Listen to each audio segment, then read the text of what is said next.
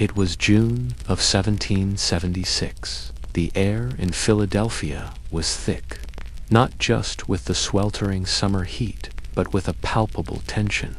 A revolution was brewing, and the future of a continent hung in the balance. Inside a small, rented room on the corner of Market and 7th Street, one man sat alone.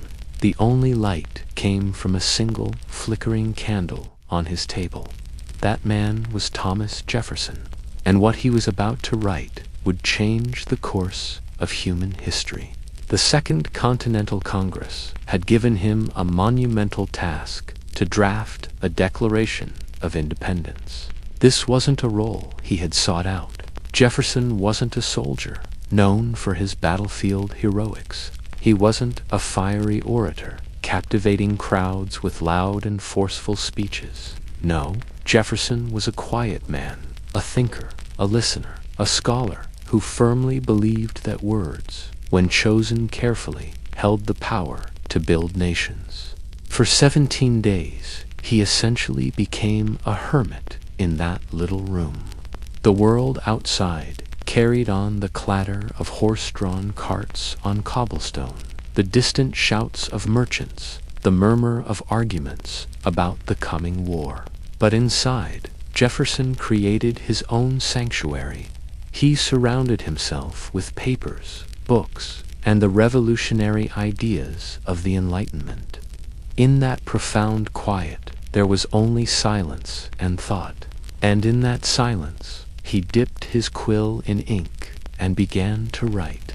We hold these truths to be self-evident, that all men are created equal. Simple words, weren't they? Yet they carried a weight heavier than any cannon, a force stronger than any army. These weren't just words. They were the foundation stones for a new kind of nation. He paused often, not because he was at a loss for what to say, but because he was searching for the perfect way to say it. He chose each word with the precision of a sculptor, knowing that these sentences had to be more than just a political document. They had to be an inspiration, a promise. He knew, with a certainty that must have been both exhilarating and terrifying, that these words would outlive him, echoing through centuries he would never see. When he finally finished, there was no grand celebration, no self-congratulations. He simply gathered the pages, a testament to 17 days of solitary dedication, and quietly walked them over to his colleagues, John Adams and Benjamin Franklin, for their review.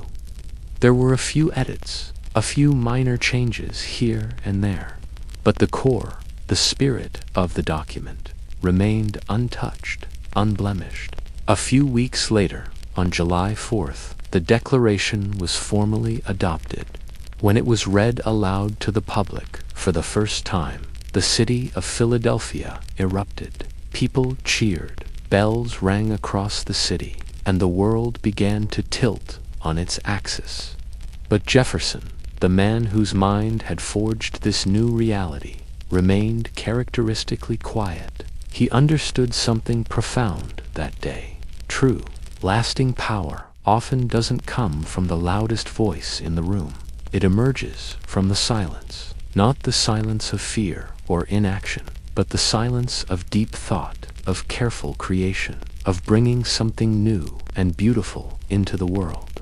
So tonight, as you find yourself in your own quiet space, take a moment to think about that candlelit room back in 1776. Picture a man, alone, writing words that would ignite a revolution and inspire generations. Because it's a powerful reminder that sometimes the most significant moments in history aren't shouted from the rooftops.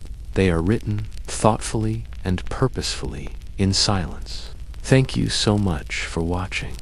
If you enjoyed this story, please consider liking this video and subscribing to the channel for more dives into the quiet moments that shaped our world.